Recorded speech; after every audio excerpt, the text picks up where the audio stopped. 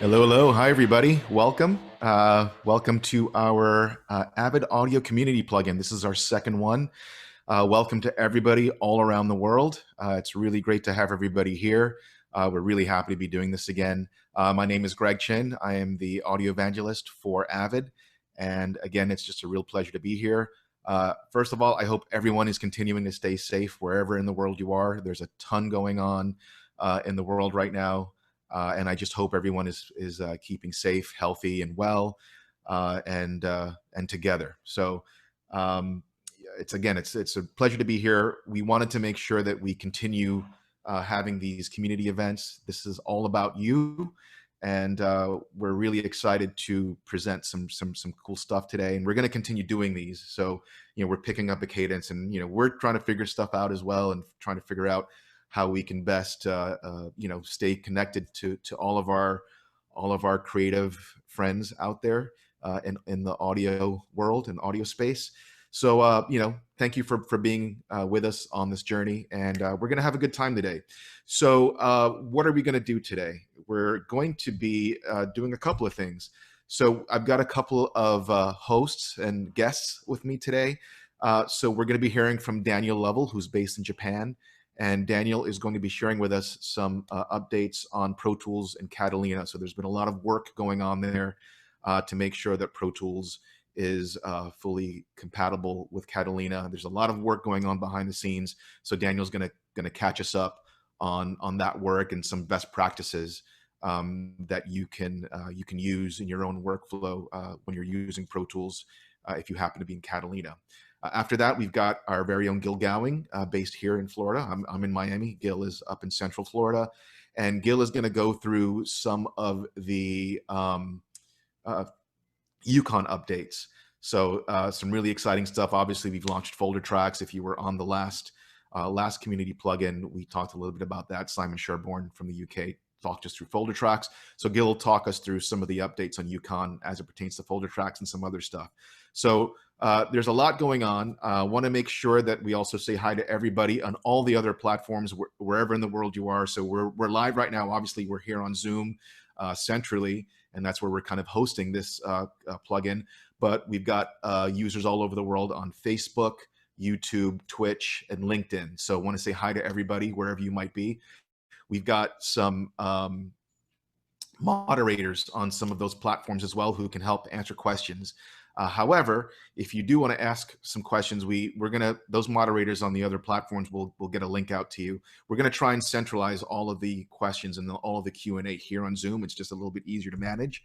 So the moderators on the Avid moderators on those sites and those platforms will let you know how you can get into the Zoom. It is limited capacity, but we want to make sure that we're able to answer as many questions as possible.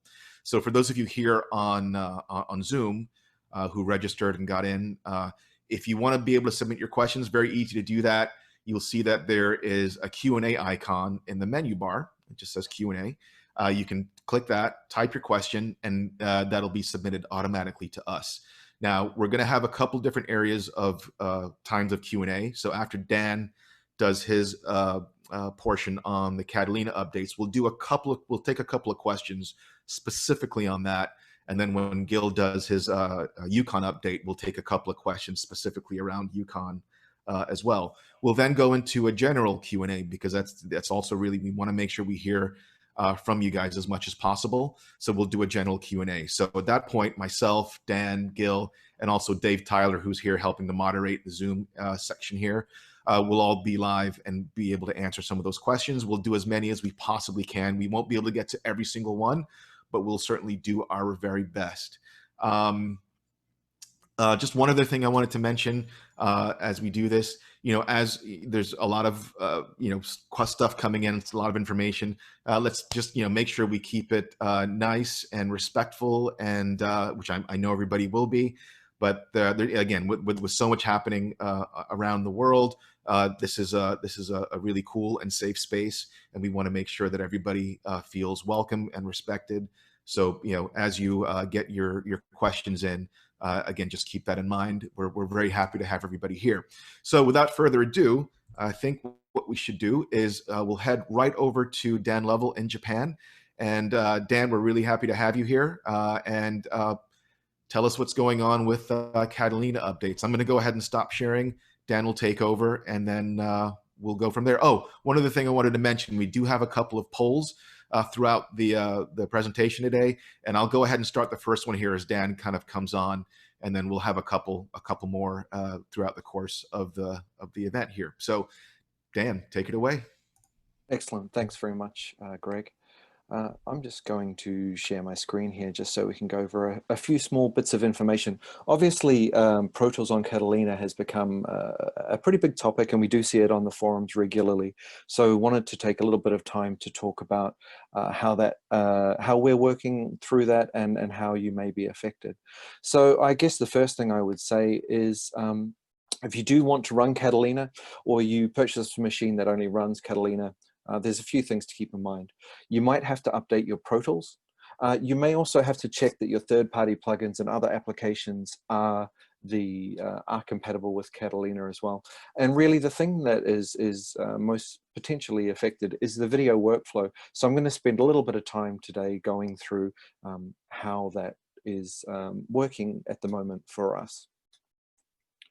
So let's pop down to the next page. So from Pro Tools 2019.12, you can install and run Pro Tools on macOS Catalina. And it is important to note that previous versions won't actually launch on Catalina.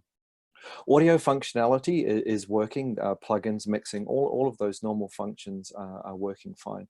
However, in the initial release, the video import functionality is restricted to MXF files only. And then from 2020.3, we did some updates which allow some QuickTime movies in a few supported codecs to be imported as well. If video is a big part of your workflow, there is no video export at this time, so we'll talk a little bit about how you might deal with that. And an important thing to note, which we'll cover again later, is that the currently qualified OS version is 10.15.3. Some of the newer dot releases do appear to have a couple of performance issues that we're working very hard to solve. So how did we get here? I think this is a really important thing to talk about. Now, Apple does a lot of work in the background in their OS to update their security, to keep our computers safe, to keep all of our information safe. But this also means that it affects the applications that run on the OS. And in this case, it caused an issue which would mean that older versions of Pro Tools couldn't launch, and also it represented when they did an update which removes some of the QuickTime functionality that Pro Tools was using to import and playback video. And that's essentially how we ended up where we are. So if you are running Catalina, what can you do about getting your video files into Pro Tools? So I would I'll go through the list. If you're working with editors, especially a media composer, it's really easy to ask them for an AAF with .mxf audio and video files. That means you'll be able to import them straight into Pro Tools with no issues. You could use a conversion application to convert the video to a supported codec if it's not in a codec that works in Pro Tools at the moment. And if the video can import, you may also need to get the audio from the video file, which we can do with another application. And depending on your workflow, if you're working with very large video files, you may need to use another option like an application that plays in real time with Pro Tools. So let's look in Pro Tools at some of these options. So the first thing I'm going to do is import an AAF. So I have an AAF here. Just a very simple AAF. And we can see in my AAF that my audio file type and my video file type is both MXF. So when I import that, both of those files, those tracks will import into Pro Tools immediately, and I haven't gotten any warnings, I haven't had any issues. Those files come immediately into Pro Tools. So that's one thing to consider if you are working with an editorial department. But, you know, I do a little bit of post-mixing here and there, and spent most of my early career mixing post. I know that you don't always have that relationship with the editorial department, and you may just receive a QuickTime file. So I'm now in the same session. I'm going to import a QuickTime file. So let me just drop that into Pro Tools. And we can see that that imports, but we do get this little information box here. And what this information box is telling us is that the video is going to import, but at this stage of development, the audio that's embedded in the video file won't be able to be imported. But I can push OK, and the video file will pop into Pro Tools just fine. So you might say, okay, I need to get the audio from that movie. It's a reference file that I need to mix against or do some work against. So you could also ask the editor in that case to provide you an audio file, but as that may not be the case, I'm going to use Shutter Encoder, which is linked in our knowledge base about Pro Tools on Catalina. And we're going to convert, or I should say, extract the audio from this file. Now, in this case, I was able to import this QuickTime file directly because it happens to be in a codec that is currently supported in Pro Tools. But if you did try and import a video file and it had an error or some kind of error message came up, what you could do is use Shutter Encoder, and I would suggest probably the easiest is to choose DNX HD. Then you go into your advanced features and simply click on generate an OP atom format. This means that the audio and video extracted from that file will be in the .mxf format that is supported in Pro Tools. So you'll be able to do that straight away and import those files once they convert. But of course, because they are converting, that does take some time. So you need to factor that in if you're converting a longer file for, say, a TV program. But in this case, I've been able to import the video file. So I just want to get the audio from this file. So I'm going to select Wave and Start Function. And extremely quickly, Shutter Encoder has kindly extracted the audio from that file. And I can drag and drop that into Pro Tools. And just a handy tip, for me to line that up to the head of my video, I'm just going to Control click, and now the audio and video are lined up. I'll just grab both of those because I've got two sets of video in there. But that's how you would get the audio in from a video file when the audio doesn't import. However, as I mentioned, you know, these conversions and imports take time. So it would be good to be able to play these back in real time.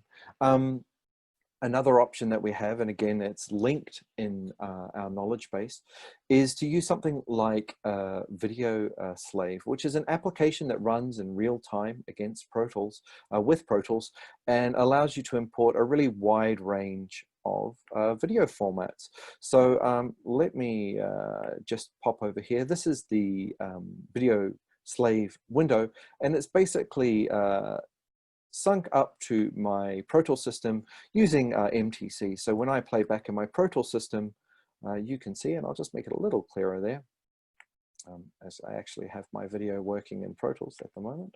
I'll just close this window. You can actually see that when I locate in Pro Tools and play back in Pro Tools, those files are playing back in real time. So if you're working in a production with much larger files, something like Video Slave means that you can import and play back almost immediately rather than having to do any conversion.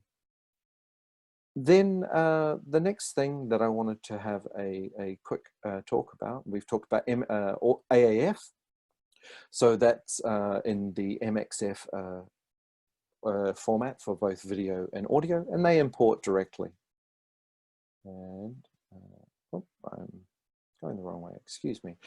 You can import drag and drop supported files. As I mentioned, the QuickTime audio can't currently be imported.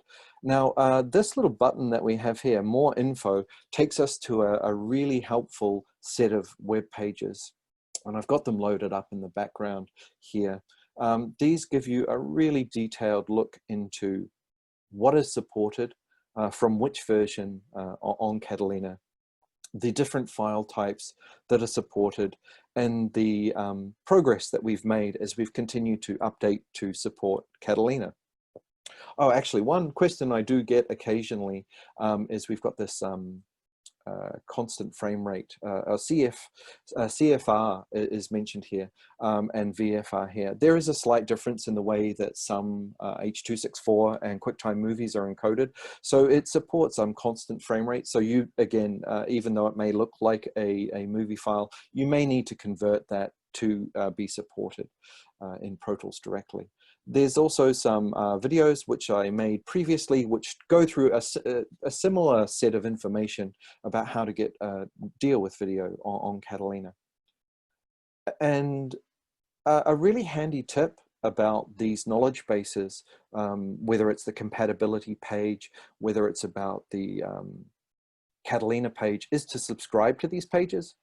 If you click on here and enter your details, anytime we make an update to these pages, you'll get an email and that will come directly to you, so that as soon as we release new information, you'll get an update so that you know that we've updated something there. So moving through, as I said, if there's a file that I can't import or I get an error, I can convert it in an application like Shutter Encoder, which is linked in that knowledge base. As I mentioned, you probably want to encode DNX HD and OP Atom to bring in video and audio, and just WAV if you need to get the audio out of a QuickTime file. If you need to play back in real time, Video Slave is a fantastic option, and also has some great other tools like timecode burn, and with the advanced suite from Video Slave, you can also get some ADR tools, so that may be a great option. Now, exports. Now, this is an interesting one. I know in my workflow, I usually do sound design for television commercials. Very often you'll need to take your mix and put it back with the QuickTime file to send it on to someone who is going to approve that or give you feedback on your mix. So if you bounce your file as you would normally as a WAV file, you can use Video Slave or Shutter Encoder to recombine your QuickTime file with new audio fairly simply. So that's an option to supply your video to people who may require that as a reference file. So I thought I just wanted to cover a couple of things here quickly. Obviously, Catalina was a big update for us. It took us a while to get the initial release. We're working really hard to bring back all of this functionality, and we've made quite a lot of progress. Please check the knowledge bases and compatibility pages. And as I just mentioned, maybe consider subscribing to those pages so you get the new information as soon as it's available. I always highly recommend making a bootable backup of your system before you do any major update. It's definitely saved me in my own work several times. And these days it's quite easy to do, and external hard drives are quite cheap. So whatever workflow you're using, whatever DAW you're using, I would recommend doing a bootable clone of your system fairly regularly.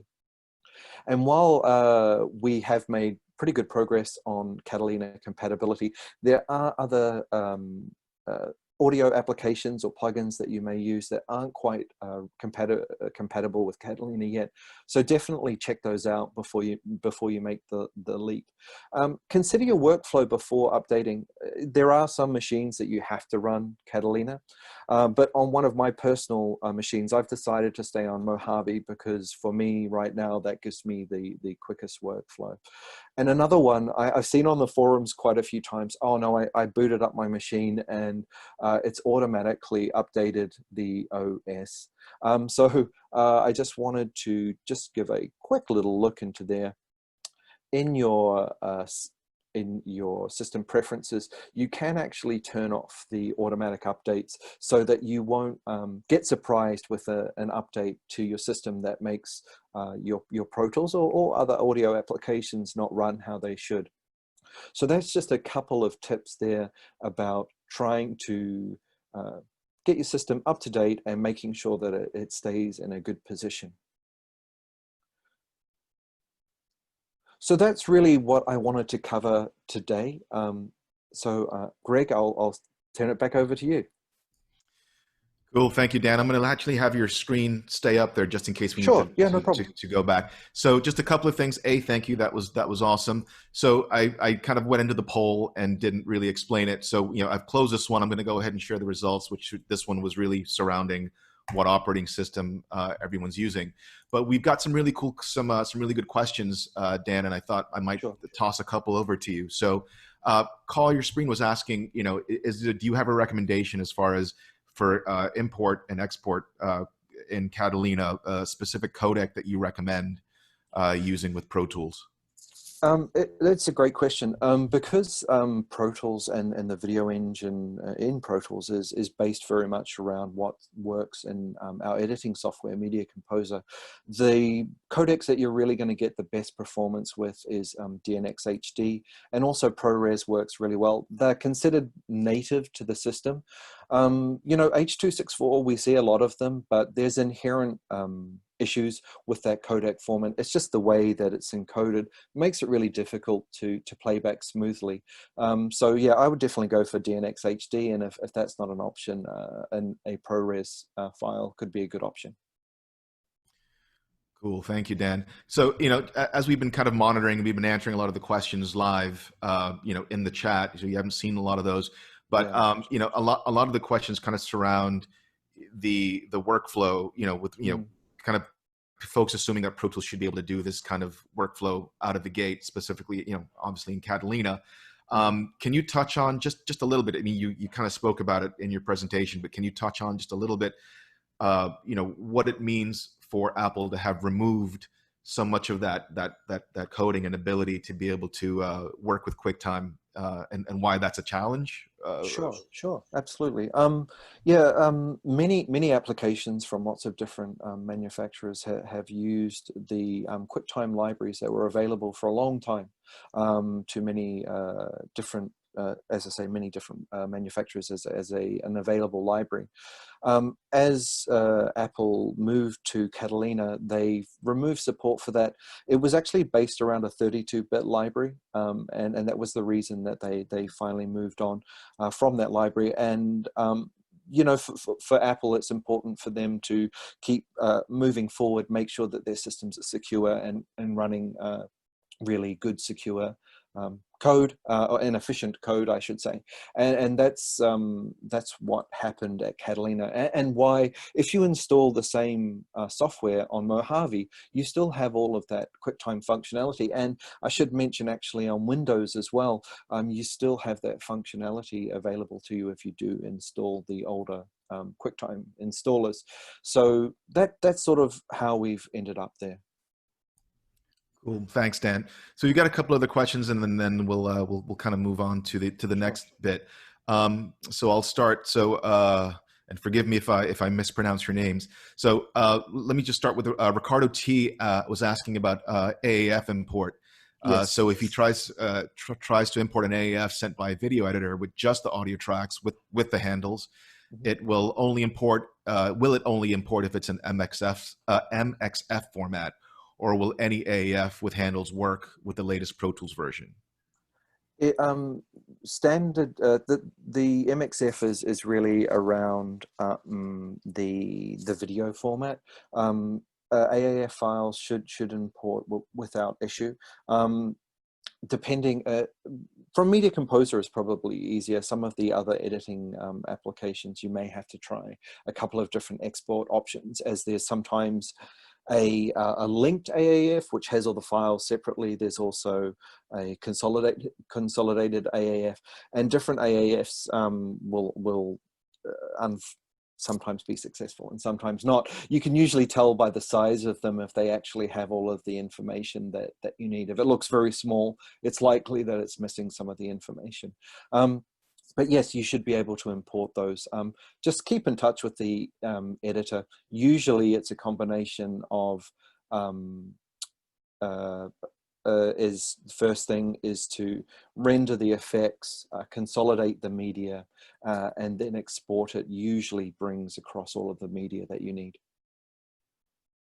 Cool. Thanks, Dan. So, and for Elizabeth Sweeney, who was asking specifically about, DNX HD and Mhm. some issues with Catalina with Right. Media Composer. Obviously, we're talking more about Pro Tools, but Yes. what Dan just kind of mentioned regarding working with, specifically with handles, that kind of answers a little bit of your question as far as being able to work with Resolve as well. So it is a handle issue. So Right. we can try and address that a little bit more in the chat. Sure. Yeah. Yeah. I mean, Did you want to mention anything there, Dan? I was just going to say, I mean, generally, once you get an export from the editorial side, while you can import, video files with different clips in them, generally the most successful way is that if the editorial side, the editing software does a video mix down, so the video is one file rather than all of the separations. And of course, yes, all audio people would love to have handles on their clips. If they don't have them, it's much harder to do their job, to tidy up dialogue and those things if they don't have handles to drag out to get the bits of audio. Because of course, Pro Tools is sample accurate. Some of the editors aren't sample accurate, and sometimes in audio we need to get in between frames of audio. So handles are a great thing to have. I highly recommend them. Cool. Well, Dan, thank you. I know we've still got some questions coming in. What I'd like to do is, we'll continue answering those on the chat. We'll bring them up when we can on screen. But what I'd like to do now is actually, let me go ahead and share my screen back here. And yeah, guys, thank you for those questions. Keep those questions coming in. At this time, what I'd like to do is would like to introduce our next presenter. So Mr. Gil Gowing is going to talk with us about EUCON and some of the control surface updates. And what I'm going to go ahead and do here as well is right at the top, I'm going to share the next poll, which is really centered around what tablet you use for your work, whether it's your personal work, your professional work, and what you've got, what you're using. So I'm going to go ahead and launch that poll. And Gil, I'm going to go ahead and stop sharing my screen, and I'm going to turn it over to you. Looking forward to okay. giving us these updates. Can you hear me all right? Yep. All right. I'm going to go ahead and share my screen now. There we go. Hello. So this segment we're going to talk about some of the improvements in our last version of our EUCON releases 20.5, and I'm going to switch over here real quick to some slides.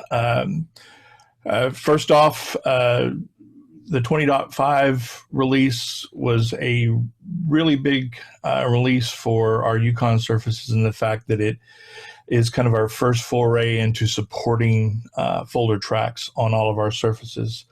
I kind of want to start and talk a little bit first about S6, and then we'll actually get into the Avid Control app and S1 with some more live views of that. But with S6, basically have several different ways we can access and manipulate folder tracks from the surface. One of the first ones is if you hold down the attention button on one of the actual channel strips on a fader module, you'll see the OLED display change, and some of the switches available will change.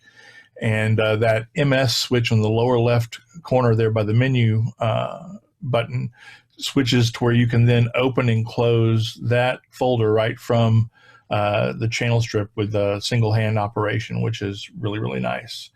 Over on the automation module in the extras section of the soft keys, we have a folder tracks jump page now that you can get to, where you can get to all the different euconized folder options for opening and closing different folder types from an attention track.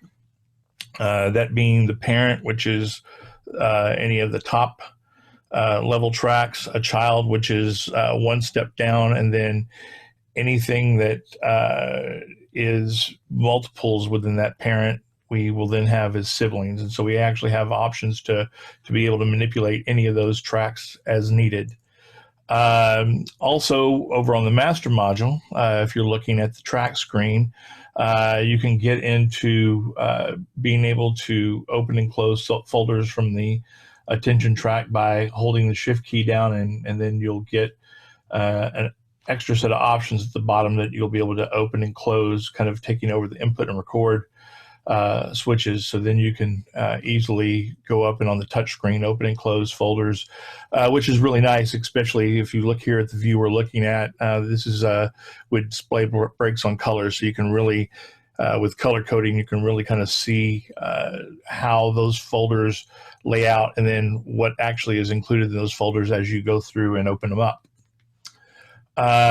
We actually, on an S6 display, if you're looking at a waveform view, you'll actually see block contents of folders right there on the display module. So much like waveforms, you'll be able to see exactly kind of what's coming up in your timeline, even if the folder is closed, which is nice.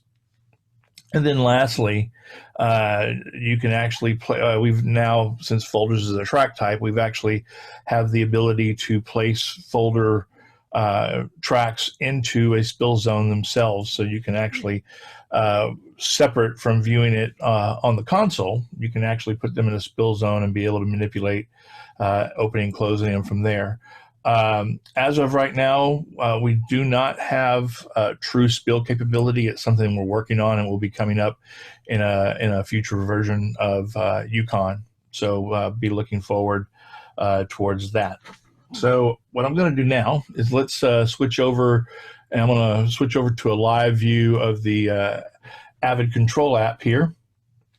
And what you're seeing on the screen right now is we've got several different folders closed. One thing you'll notice kind of in the middle above the solo and mute buttons now is there is a folder icon in the mixer view.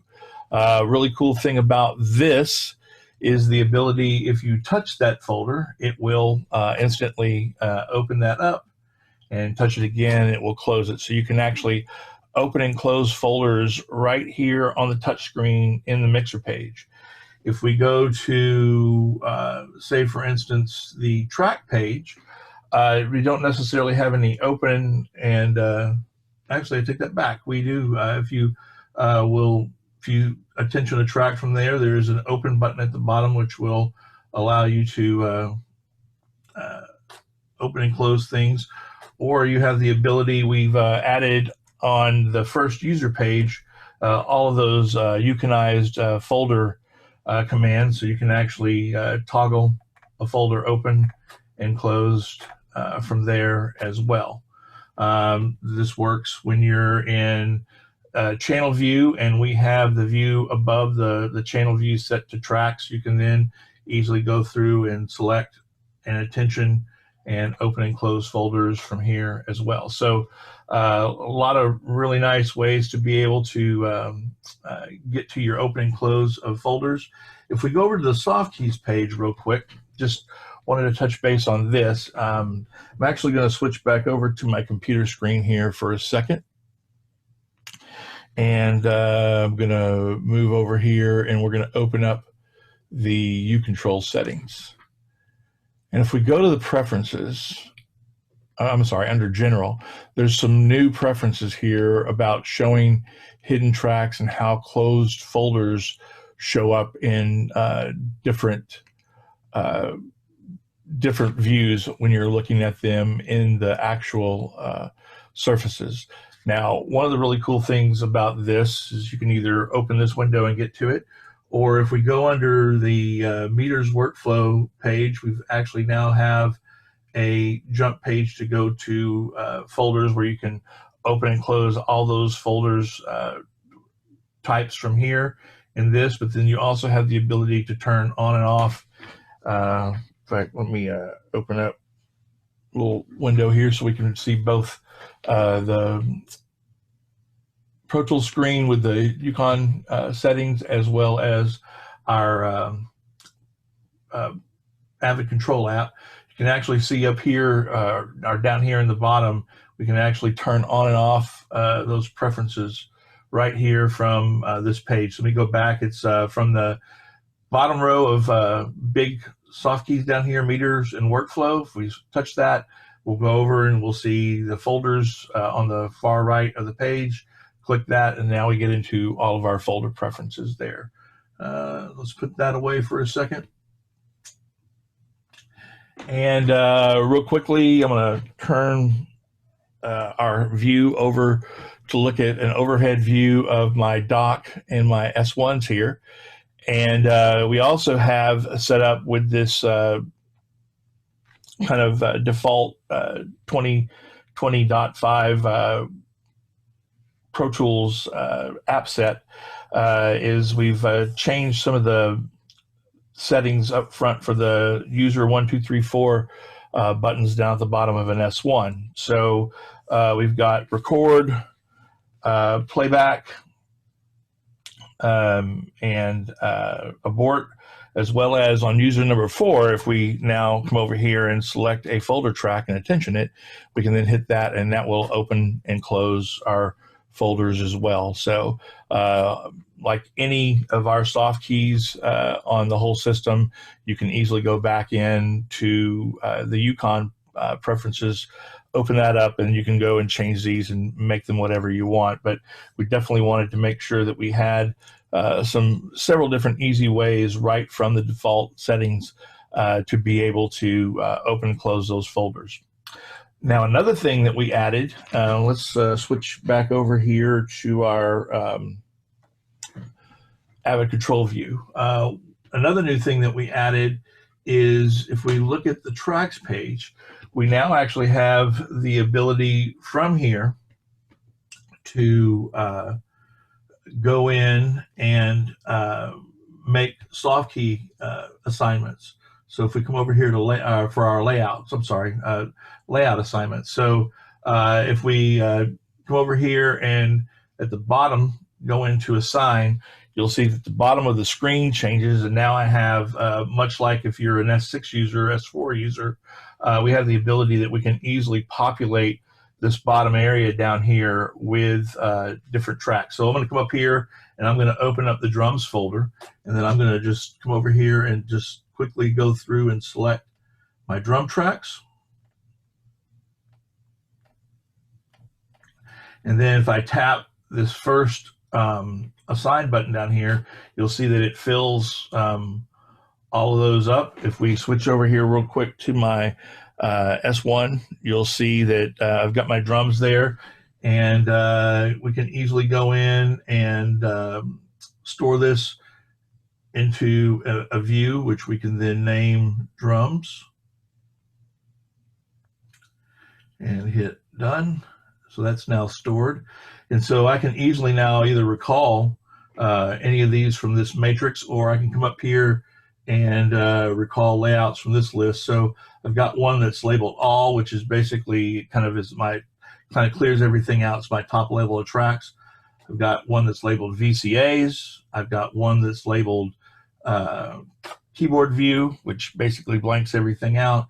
And then here are my drums. So real easy, all right there from the actual app itself to be able to do all those assignments and recall them at the touch of a button. So very, very handy ways of working. Shows that we are looking across all of our EUCON surfaces and basically being able to move feature sets around, especially from some of the workflows that are available on S6, S4, and bring them downstream to Avid Control Dock and S1, S3, or any of our artist series work surfaces. So very, very cool being able to have all these things kind of work in conjunction. So learn on one, easy to be able to move between all of those. So for now, I guess that's kind of it. We can, Greg, I'll kind of take it back over to you, and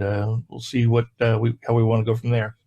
Cool. Thanks, Gil. If you don't mind leaving your screen up just for the moment. So we've got a couple of questions that have come in. So real quick, I'm about to close the poll in progress. So if anyone's not answered yet, There's a poll currently on Zoom, a poll currently going, basically asking what tablet you currently use. I'll leave that up for just another minute or so. But Gil, so a couple of questions that have come in, and I'd like to get your answers and feedback on. So one of them came from Blake Numalo, and was asking, and I did answer it, but I wanted to get your take on it as well.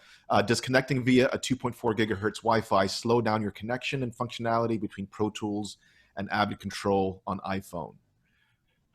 Yes, definitely recommended for optimal performance over Wi-Fi is to be on the 5 gigahertz band. The 2.4, although seems to be longer connection distances and things, it's just not fast enough to kind of keep up with some of the metering and kind of the graphics redraws that need to happen. So not saying it won't work, it's just it won't be optimal, and you definitely might run into problems. So we do recommend being on that 5 gigahertz band.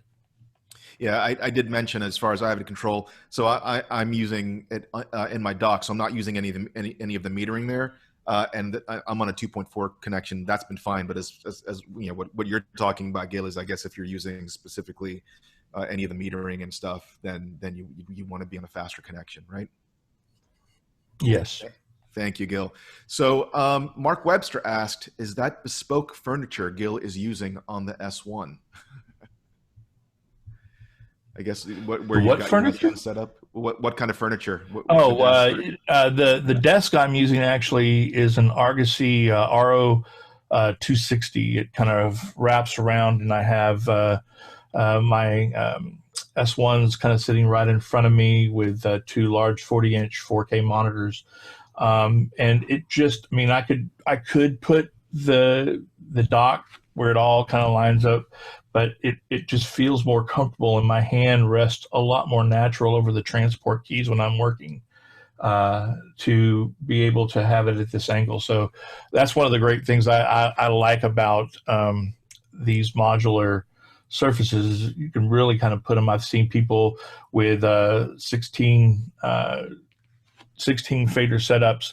You know, they'll put 8, and then they'll put the dock in the middle and put the other S1 on the other side. I mean, it really does let you work in a very cool modular way, somewhat like our S4 and our S6 surfaces. But this is just sitting on a tabletop. It's not like recessed into the furniture or anything, which once again is really nice. It lets you kind of change things around and be able to decide what works best for your workflow. Okay, cool. Thank you. So Keith Elliott wants to know, I guess for your personal preference, Gil, do you prefer two S1s versus an S3? It really depends on your, kind of what you want to do workflow wise and how you interact with the surfaces. Coming from an S6, because I do have an S6 as well on the other side of my room for when I do my bigger mix projects. Having the display modules now sitting in front of me on the S1 really gives me great metering. The one thing I will say I do miss about the S3 is the actual 2 rows of encoders. So if you're somebody that tends to want to edit plugins with tactile control, and you've got your big Pro Tools screen in front of you, an S3 actually might be a better way. But if the one thing I will say about the S3 is it is a 16 fader unit. S1s definitely give you room to grow as you need. You can start with 1, go all the way up to 4 for 32 faders. Otherwise, though, barring not having the tablets there for the meters, they really are going to react somewhat the same. Although once again, the S1 does borrow some more design cues from our higher end S6 and S4 surfaces with color coded LED backlit switches at the bottom. So once again, it really depends if you're really more into the visuals or if you want more hands-on tactile control. And that's why we do always offer kind of options like this.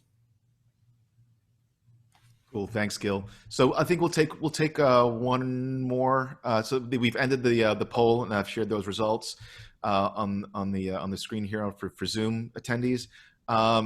So we're going to go right into our general Q&A in just a moment. So there's some questions coming in already for that, but just specific to this portion here, Gil, Glenn Rosenstein. Hey, Glenn. Wanted to know if we're using 4S1s, a dock, and all iPads, would best practices be to forego wireless and hardwire all the units using Apple photo adapters? Thanks, Gil. It's always best to go wired. That's, depending on what your situation is, there's always the possibility of having wireless interference. So, I mean, if you can and have the ability to set your tablets on both the dock and on your S1s to be wired, which can either, I mean, even if you're using iPads, you can either use the Apple adapters, or actually, if you're using the iPad Pros and using USB-C, which I'm actually doing here in my system, you could actually attach compatible iPad USB-C hubs that have Ethernet built in and get Ethernet connection that way. Now, all that being said, if we also can be recommending, if you don't have the ability to hook everything up wired, if you are using kind of some of the higher end gaming routers that have multiple 5 gigahertz Wi-Fi channels on them, it's easy to be able to set up a kind of a dedicated 5G gigahertz channel just for the tablets for Avid Control. And I'm actually using wireless on all 3 of my tablets right now, and they actually function very smoothly, no delays. But like I said, if you have the option and can do wired, that's always best practices to go wired if you can. Cool, thanks, Gil. So we're going to go ahead and move over into our general Q&A. I mean, we might still have some questions surrounding EUCON and control surfaces, but there's a good amount of questions coming in right now. So I'm going to go ahead and share my screen, which is really just going to be, let's see, where is it here? Just a Q&A. And that allows me to kind of see what's going on here a little bit better. So yeah, we've got some questions coming in. I'm going to go ahead and launch the third poll. So for those of you here on Zoom, our third poll is about to launch and basically asking what other DAWs you might be using. So I'm going to go ahead and launch that and keep that one live for a few minutes. There's a question that came in from a gentleman by the name of Mike earlier, and I went ahead and started to answer. So Mike, your question is, what is the long-range strategy to make picture editorial workflow more native with Pro Tools, getting away from manual reconforms, EDLs, and third-party solutions like Conformalizer or EdiLoad? It seems Avid, being a leader in both spaces, would be uniquely poised to bridge that gap. So what I'll say there is, we know that that's been a large request from so many folks over the years. Obviously, we are a media company. We handle both audio and video. I can say that we've been working towards that for quite a while, and we're actually now really dedicated to making sure that we kind of bring everything together, so to speak, under the same roof. So we do have a shared team now between our enterprise video and audio teams as far as product management and engineering.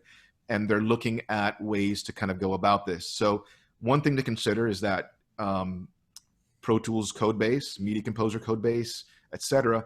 These are different code bases. These are coded differently. These were created separately. So to ensure that folks who are using those applications are able to continue working in their spaces comfortably and the way in which they're used to is something that's really important for us to make sure that our users have that. But we also understand that there's a need to be able, for our applications to work better together. So it's happening. It's being worked on. There's no specific timeline. We have nothing to announce at this point yet, but continue watching this space. Do know that the work is being done, and hopefully we'll be able to announce something soon. I don't know if anybody else. And by the way, Dan, Dave, if you guys want to go ahead and join us here, put your you can share your video. And I don't know if anybody else has anything they wanted to add there. No, I think you've covered it really well, Greg. The only thing I'd say is, at Avid, we do provide a platform for our third-party applications. And while obviously we are working towards that, there are going to probably be some very specific workflows where things like Conformalizer or Eddy Load or something like that may have some really good advantages. But it's certainly something close to my heart. And as Greg said, we do have some teams dedicated to trying to make that better. That's the only thing I wanted to add there. Cool, thanks, Dan. So we've got some other questions coming in. So Blake had a follow-up question, basically asking what's the configuration for connecting their iPhone to their Mac. Is it bypassing Wi-Fi? Unfortunately, they don't have access to a 5 gigahertz Wi-Fi router, and many people don't. Again, I'm using a 2.4 gigahertz router here in my studio. So the configuration is pretty simple. I mean, if you're asking specifically. Connecting it directly, Gil, do you want to cover how the connection with the camera kit and the adapters kind of work?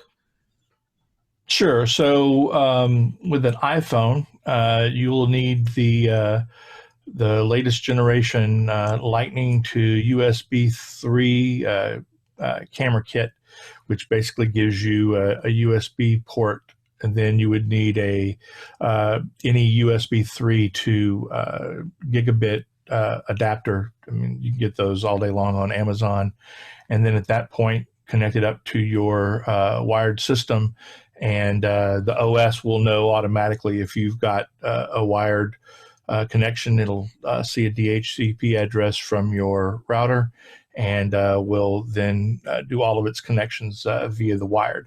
And like Greg said, I mean, it is recommended best practice, especially with the tablets, to be on 5G if you're especially if there's a lot of bandwidth issues and you're not getting good signal from your Wi-Fi. But you can definitely use, I mean, if 2.4 gigahertz is working for you, especially on a phone, since it's dealing with less channels of data, not necessarily as big an issue. But like I just explained, it takes a couple of adapters, but it's fairly straightforward on taking that camera kit and then a USB 3 to Ethernet adapter connected to it, and that will get you wired with your phone to your network to be able to use the Avid Control app. Cool, thanks, Gil. So I've noticed that there have been a few questions. We've answered some of those already, but I wanted to kind of bring it up to everybody here, Dan, Dave, you, Gil, kind of surrounding the idea. Obviously here at Avid, we qualify certain computers, certain models and makes of computers, obviously, to be able to work really well and efficiently with our software. We always get the question around things like third-party peripherals, things like routers and things of that nature. Does anybody want to speak to what our mindset is, as it pertains to how we kind of do that and why we do that, as opposed to you might look at some of our friendly competition. The way they do that is either doesn't exist or is done at a much lower level. Anyone want to speak to that? We get a lot of questions about that, and I think it's important to kind of address why we do it the way we do it. Anyone want to take that one? Yeah, I mean, I think, well, sometimes we look at the computers that we qualify, some of the recommendations that we make, and simply we test all of these configurations. It's obviously nearly impossible to test every kind of computer specification that exists or every tablet that exists. So we do our best to cover a good range of computers, and especially because Avid's customers in many cases are in larger companies that are really time sensitive and working on really critical material, we need to know for sure that those machines, those interfaces, our recommendations, we can support. And so that's one of the reasons that our qualifications and our specifications are very specific, and why I mentioned earlier to keep a really really good eye on those compatibility pages, because we are testing them constantly. And if you are on a supported OS, if you are on a supported computer and you have an issue, then our support team is going to be able to help you all that much better. Cool. Thanks, Dan. So we've just ended the third poll, and we're just almost out of time. I didn't really. Time flies when you're having fun, and this has been really great. We've got one more poll that I'm just going to go ahead and launch here quickly in the last couple of minutes, and it's basically asking what version of Pro Tools you're currently running. So I'm going to go ahead and launch that one, and let me just take a look to see if there are any last final questions here we can answer. So SSD Javi or Javi. Hi, I can't really understand from Avid that lower end consoles such as the S3 and S1 can have this type of plug-in insert. I guess he meant insert options directly from the console, and then an S4 and S6 are higher end consoles. I don't know can do. Thank you. So what I'm gathering from the question, I think it's more of a statement, but we have a pretty wide assortment of consoles. So yes, S1, S3, S4, and S6. Those are our EUCON enabled control surfaces, and they all serve different purposes. So if you're working in a much larger facility, now certain things. I mean, there's a baseline, and Gil or Dave, Dan, if you want to kind of chime in here and join in on this, there's a kind of a baseline set of operations that we expect those control surfaces to be able to do. So things like inserting plugins, being able to spill a plugin, being able to obviously access your metering and faders, mute solo, things of that nature. And then depending on the workflows, each control surface will address things slightly differently. But yeah, I mean, the idea is that we have a wide assortment of control surfaces to kind of match what our users need, and for their specific workflow. And I think just to add one thing there, Greg, I mean, we do a lot of the things in our prioritization based on customer feedback. And early on, for a lot of the S6 customers, there was other things that were initially with the amount of development we can do at any one time, that they felt like things like plugin mapping to faders, the way we do layouts, VCA spills, spill zones, things like that were more important for those workflows to get those features in first. But that's definitely a request we get to fully implement those features into S6. But that's why, I mean, a lot of it really does come from the end users and what they're using every day. Cool. Thanks, Dan. And to kind of, I want to expand on that just a little bit. I mean, I will say truthfully that, I mean, I have both S1, S6, and I've had an S6 since the very beginning that we came out with them. And inserting plugins and sends is definitely something that I definitely find to be something that I would like to see. But as Dan said, we get a lot of feedback from our users, and our users on our higher end surfaces tend to use presets. Templates more often than not, that are easier to have things set up. That being said, we also want to look, when we do add that, we don't want to just add just a simple having to scroll through like you do right now with our smaller surfaces, and to try to insert those plugins. We want to come up with a way that does the surface justice and utilizes some pretty unique ways of doing things. So believe me, it is definitely on the list, and we will get to it. But I will say this last release, with all the things that we've done with folder tracks, happened a lot sooner than I thought it would as well, being folders are a totally new type of track type, and how we had to interact with those with EUCON, being able to get this out as quickly as possible. That's kind of where the focus was, as we knew that that was going to benefit all of our customers. But definitely hear you, the higher end consoles, want to try to get them more in parity with the other things. And I want to say that we will get to that hopefully sooner than later. Cool. Thanks, Gil. So we're actually out of time. There so many great questions came in. A lot of those kind of surround if Avid is ever going to ?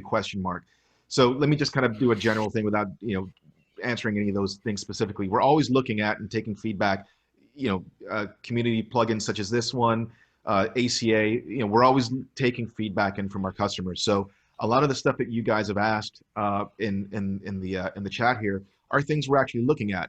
We're never going to announce something before it's time to announce it, but I think you can rest assured that we're always looking at moving the needle forward on hardware, on software, and we're going to continue doing that. So just keep that in mind, and we'll be announcing stuff as it's ready and ready to be launched. So I want to thank everyone. Thank you so much for being here. I've just shared the last poll results from the last poll. I want to thank Gil and Daniel for being here, and of course Dave as well. Thank you guys so very much. We're going to be announcing we're going to continue doing these. We want this to be a thing that happens regularly, even outside of COVID-19 and whatever else. We want to make sure that we continue engaging with you guys. So thank you to you all for being here, to everybody over in Facebook, LinkedIn, Twitter, and everywhere else. Thank you very much.